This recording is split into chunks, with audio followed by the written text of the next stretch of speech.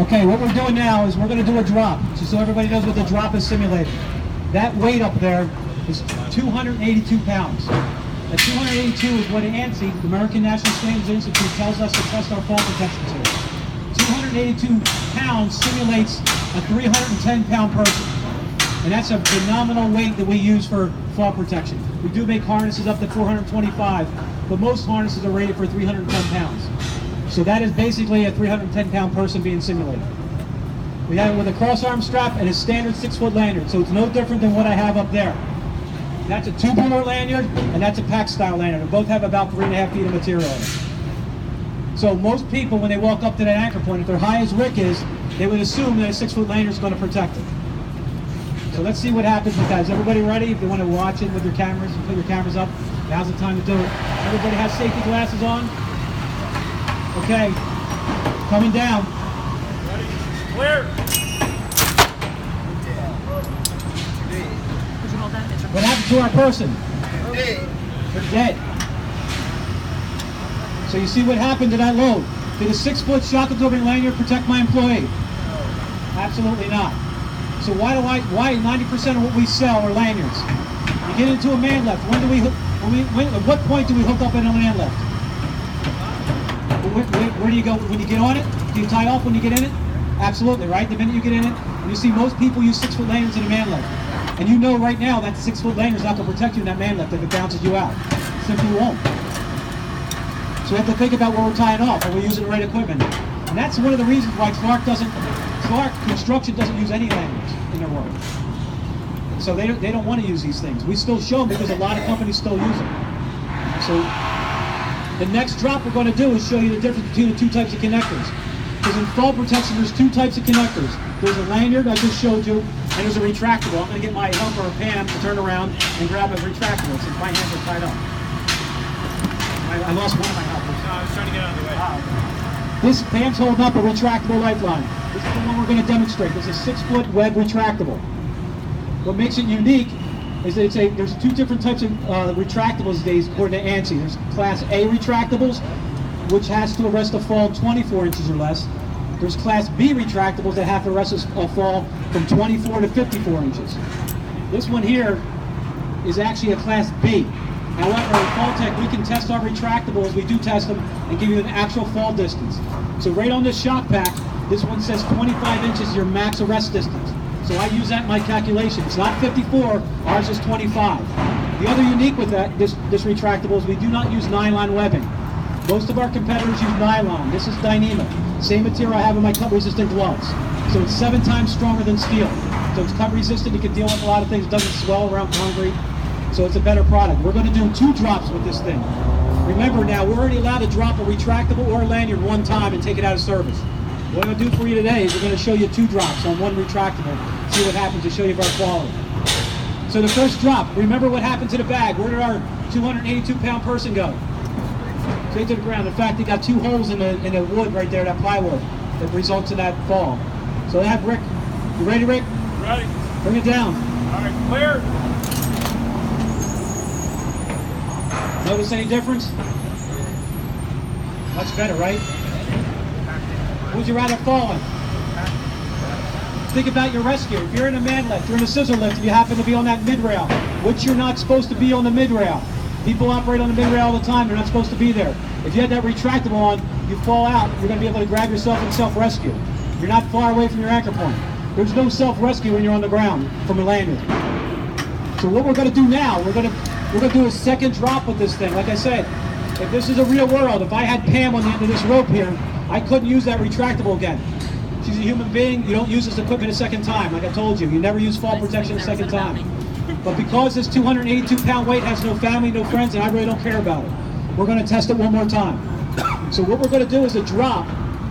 It takes this lanyard is going to take, or a retractable lanyard is going to take a 2-foot free fall, and then it's going to allow the reactor. So we don't typically do that. We always want our anchor point as high as possible. But we're going to, this is certified for 5 feet below D-ring, this retractable. We're going to do a test.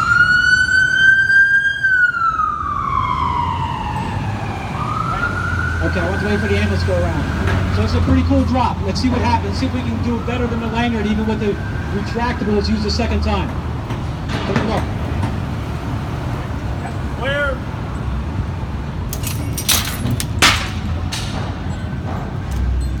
How'd we do?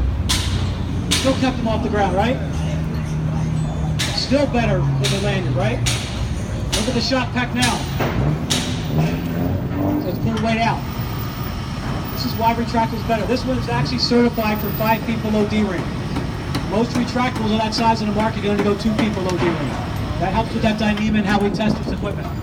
So it makes it a lot easier. Good?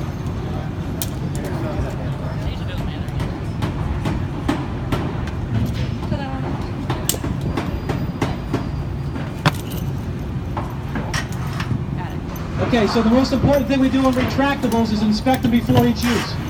I do believe retractables are better than lanyards, but let's talk about how to inspect them. So Pam is violating the Clark rule for gloves on her hands. So grab the gloves. Thank you. So Pam, I'm going to write her up later today, Clark, folks. She'll be written up and she'll probably be fired. Just every time I wonder. In severance pay. Pablo wants you fired for that. Pablo doesn't have gloves on, for God's sake. Okay. Following the Come on, Pablo, put your gloves on. So anyway, we're going to inspect this. We inspect it before each use. What's the first thing we look for on everything? First and foremost. Tags, right? We look for the tags first. So tags right here on these retractables, we recess them so they don't go away. We also put brass tags on there in case the tag does disappear. You always have your data manufacturer and your serial number, which is required. So held by the handle. And then we inspect the cable. We pull all the cable out. I'm going to show you I'm using what on my hands when I inspect cable? Gloves.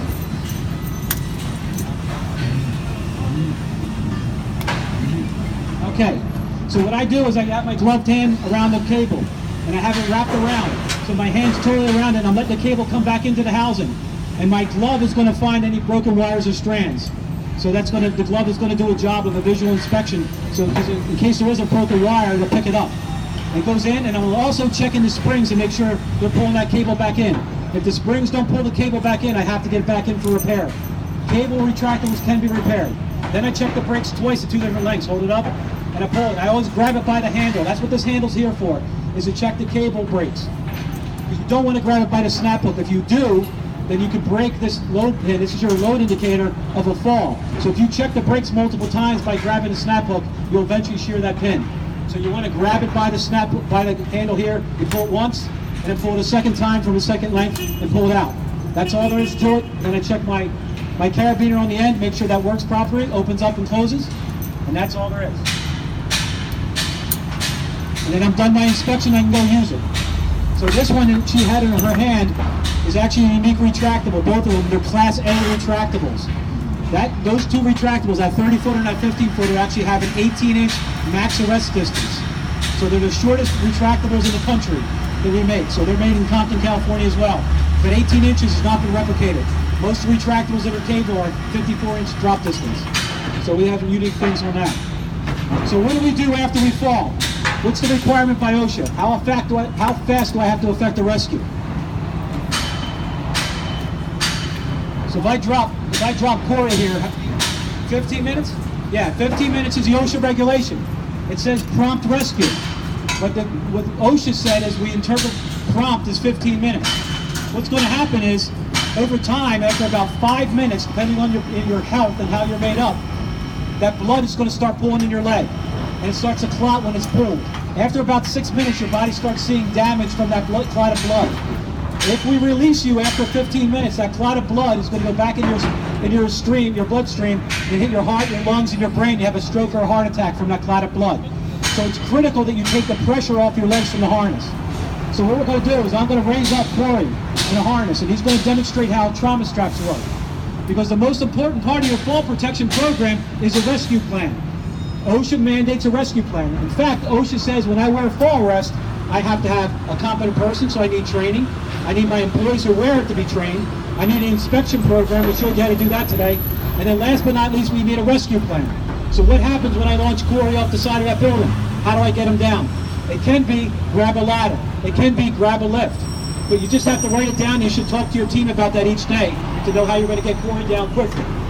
So we're going to go ahead and raise him up in the air. We're going to show you how to deploy what we call our trauma straps.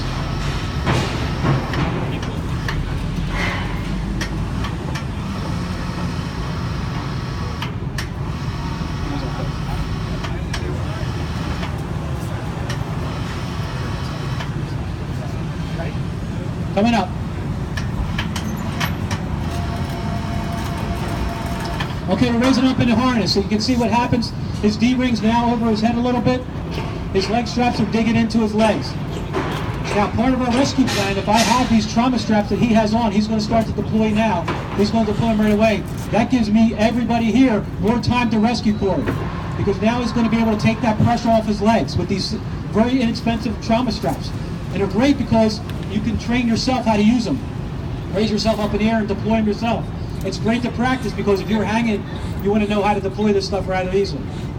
So he puts his boots in, puts them right in the stirrups, and now he pulls up the strap, and that's it. All the pressure's off his harness, and he can actually stand up and relieve that pressure. So in less than 2 minutes, he did that. And he can go on anybody's harness. Even if it's not a Falltech harness, you can thread him on to anyone's harness. So you spin him around so you can see him. If anyone wants to take a shot at him, he's our pinata here today, so he can do that too. So right here is the strap. He just pulls on that. He can pull that up. He can even bring it up higher if he wants to get more pressure off his legs. So this is how you practice it. You can, when you practice, you can make the length already set for you, so you don't have to fiddle around with it when it gets brand new. But this is a way to do it. You can see how. See now he's. You can see actually the D-ring's lower now. All that pressure's off of his body. So again, fall protection is a simple thing. We can seriously reduce the amount of fatalities we have in construction. We can bring it to zero. There's so many different anchor points we have. We just spent about 40 minutes talking about fall protection. There's a lot of anchor points I could show. I could spend 2 days just talking about anchor points. So there's a lot of solutions out here for everybody. There should be no excuse. Anybody on this job site falls and gets injured from a fall. And now we showed you a way when you do fall, if you fall, and you use your equipment properly, it keeps you off the ground and you can rescue yourself. The second part of this that most people miss on these trauma straps is the psychological effect of them. When you're hanging from the air and you're waiting for people to rescue you and something's under your feet, you feel better. You start to calm down. And it's a lot easier to rescue someone when they're calmed down than if they're freaking out. Because you're hanging over the abyss, it gets kind of scary. So these things serve a couple purposes. Any questions on rescue? Any questions on anything we did here today? Yes, sir. That thing you throw in the hole in the anchor point, Yeah. how much bearing do you need on that before it be effective? You can't throw it in a hole where it's barely get there, right? How big, what's the maximum size hole? The maximum size is the size of that plate, but I could use a larger plate. Like if I'm an iron worker like you and I have a steel round, I get a bigger piece of plate to cover that hole and then make a smaller hole in my steel and drop it through there. So I can do it that way. It has to be able to withstand 5,000 pounds. So that slab, I'm not betting on that slab. So if I'm on grading or something like that, the grading has to be rated for that. So it's still the same requirement as anything else. It has to be able to sit 5,000 pounds or hold up your pickup truck visually. Does that make sense? Any other questions on that? Yeah. Same question? Any other questions? Anybody wants to get raised up and try the trauma straps to try harnesses in a raised position? We're here. Ben's over here if you want to get prices on anything. He's the sales guy out now. We're just the manufacturer. So, we're going to take them all the way up. Okay. Well, thank you very much. I don't know if, Kevin, you want to say anything more to the group? Jason? Yeah. Thank you, George. All right.